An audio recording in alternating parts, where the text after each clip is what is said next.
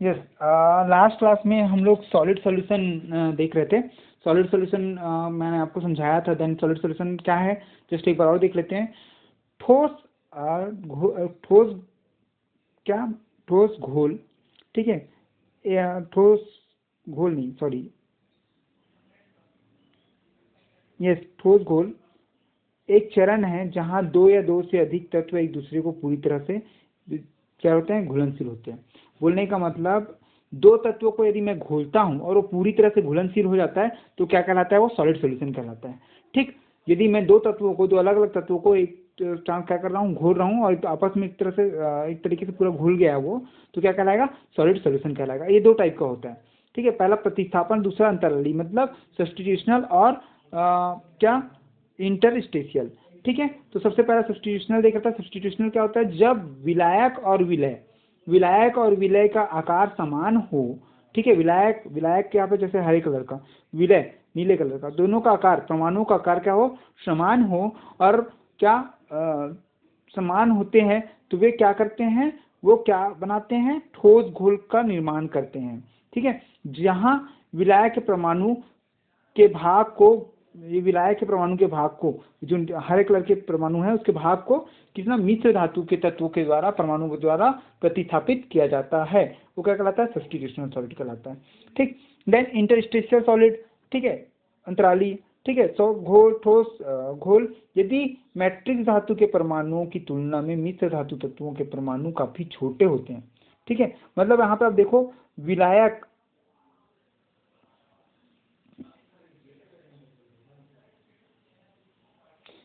विलायक, या तो फिर इसी को बोलते हैं हम लोग मैट्रिक्स धातु, ठीक है, मैट्रिक्स धातु,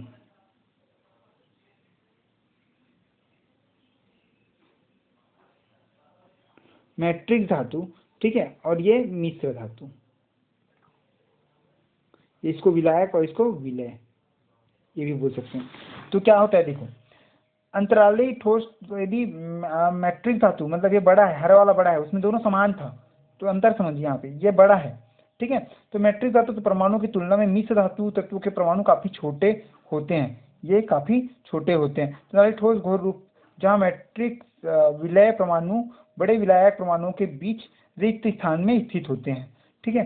तो जहाँ मैट्रिक्स विलय परमाणु बड़े विलायक परमाणु, मतलब ये बड़े बड़े विलायक परमाणु हैं, उसके बीच बीच में स्थित होते हैं। देखिए, ये समान रूप में ऐसा ऐसा ऐसा नहीं है, ये क्या है, जो बड़े बड़े ये हैं उसके बीच में ऐसा स्थित है। देखो, ये बड़े बड़े विलायक है, उसके बीच में विलायक, या फिर अपन बोल सकते हैं मिश्र धातु जो है वो क्या है, उपस्थित है।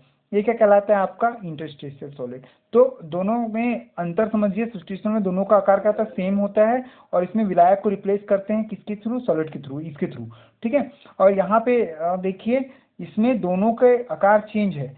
ये सॉलिड मतलब विलायक का आकार बड़ा है एज कम्पेयर विलय के, मतलब जो आपका मैट्रिक्स धातु है उससे आकार बड़ा है उसका मिश्र धातु से, ठीक है। और ये उसके बीच में उपस्थित होते हैं जहाँ पे गैप रहता है, तो ये इंटरस्टेशियल सॉलिड कहलाता है। ये पूछता है, तो एग्जाम में पूछेगा सॉलिड सॉल्यूशन क्या होता है, तो आपको ये सब चीजें लिखनी है।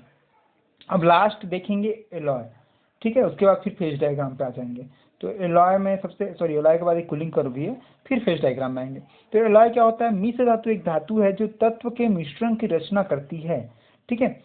अधिकांश मिश्र धातुएं आधार धातु की से बनी होती है, जिसमें थोड़ी मात्रा में योजक या मिश्र धातु तत्व होते हैं। मिश्र धातु के विशिष्ट उदाहरण स्टील, कास्ट आयरन। देखिए, एलॉय मतलब क्या, मिश्र धातु। इसको मैं थोड़ा सा ऐसा समझाता हूँ तो आपको समझ में आएगा। Alloy, just minute, alloy, alloy को हिंदी में क्या बोलते हैं, मिश्र धातु।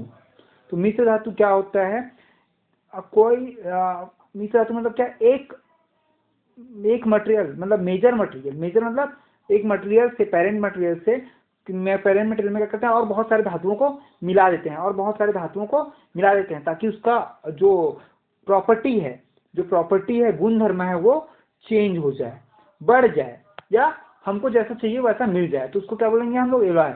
तो वही बोला है, मिश्र धातु एक धातु है जो तत्वों के मिश्रण की रचना करती है। अधिकांश मिश्र धातुएं आधार धातुएं से बनी होती है, मतलब एक बेस धातु से, जिसका मात्रा ज्यादा होता है, जिसमें थोड़ी मात्रा में बाकी धातुएं, योजक मतलब या मिश्र धातुएं होते हैं, जैसे कि आप एग्जांपल ले सकते हो स्टील, कास्ट आयरन, ठीक है, कास्ट पीतल, जिसमें कार्बन अलग रहता है, आयरन अलग रहता है, कार्बन का परसेंटेज आयरन का परसेंटेज अलग अलग होता है, ठीक। तो ये सब क्या है, एग्जाम्पल्स हैं, ठीक है। और मिश्र धातु को विभिन्न तरीकों द्वारा उत्पन्न किया जा सकता है, तो ये बहुत सारे तरीकों से हम लोग मिश्र धातु बनाते हैं, ठीक है, जैसे कि पिघलना, ठीक, और मतलब अपन बोल सकते हैं सिंटरिंग प्रोसेसेस, ठीक है, और उसके अलावा आपका प्लाज्मा सिंटरिंग हो गया, देन वैक्यूम चेम्बर हो गया, तो ये बहुत सारे तरीकों से बनाया जाता है, ठीक।